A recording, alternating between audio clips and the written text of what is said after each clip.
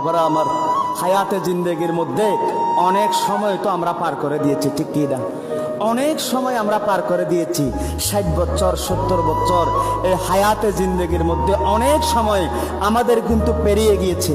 আমি আপনাদেরকে বারবার বলেছি, আপনার চাচা, আপনার বাবা, আপনার দাদা, আপনার মা যিনারা কবরে জিন্দেগির মধ্যে বসবাস করতেছে, আজকে কিন্তু তিনারা আমাদেরকে দেখে ঈর্ষান্বিত হয়, তিনারা আমাদেরকে দেখে ঈর্ষান্বিত হয়, তিনারাও চায় আমাদের মতো ইবাদতের মধ্যে মশগুল থাকার জন্য।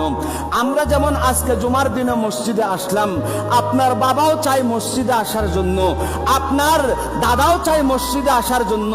তিনারা দুনিয়ার জমিনে না বুঝলেও আজকে কবরে জিন্দগির মধ্যে গিয়ে বুঝতেছে এই জুমার দিনটা আমাদের জন্য কত বড় দিন ছিল, এই জুমার দিনটা আমাদের জন্য কত বড় দিন ছিল।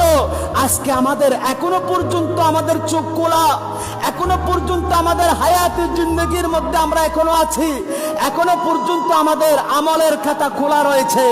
এই আমলের খাতায় যদি আমরা ভালো আমলগুলা যদি নিয়ে যেতে না পারি, আমাদের জন্য ওই কবর কিন্তু নরকে পরিণত হবে, ঠিক কি না?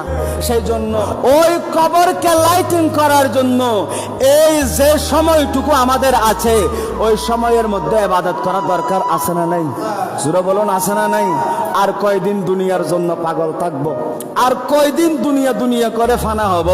আর কয়দিন দুনিয়ার জন্য আমরা দেওয়ানা পরওয়ানা হব?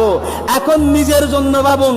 অনেক তো স্ত্রী পুত্রের জন্য ভেবে ভেবে হারামের দিকে গিয়েছেন, একটু নিজের জন্য ভাবুন।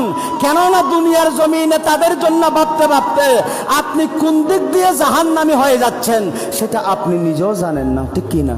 সেজন্য আপনি নিজে বাঁচার জন্য, আপনি নিজে বাঁচলে, আপনি নিজে হকের উপরে থাকলে আপনার সন্তানরা হকের উপর বড় হবে।